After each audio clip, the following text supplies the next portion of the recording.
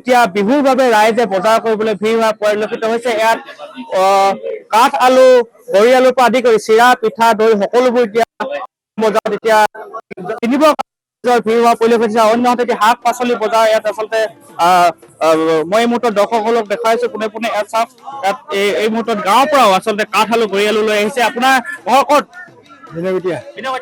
কিমান দাম এতিয়া কাঠ আলু, বৰি আলু? 40 টকা। বজাৰ কেনেকুৱা? ভালেই ভাল হয়। আৰু মুহূৰ্তত মই দৰ্শকসকলক দেখুৱাম এইফালে চাৰিওফালে এখন দিকমৰ বিশাল বজাৰ, আৰু এই বজাৰত এই মুহূৰ্তত আমি দৰ্শকসকলক দেখুৱাইছো পোনে পোনে পৰিৱেশ এতিয়া ভিৰ হোৱা পৰিলক্ষিত হৈছে। আৰু বজাৰত এতিয়া শাক পাচলিৰ লগতে চিৰা, পিঠা, দৈ সকলো কিনিবলৈ গ্ৰাহক অহা পৰিলক্ষিত হৈছে। আৰু মই এই মুহূৰ্তত দৰ্শকসকলক দেখুৱাইছো এখন শাক পাচলি বজাৰত কিছু কাৰিকৰী বিজুতিৰ বাবে আমাৰ বিশ্বজিতৰ সৈতে যোগাযোগ বিচ্ছিন্ন হৈছে। চাবুৱাৰ পৰা আমি সেই পৰিৱেশ আপোনালোকক দেখুৱাইছিলোঁ।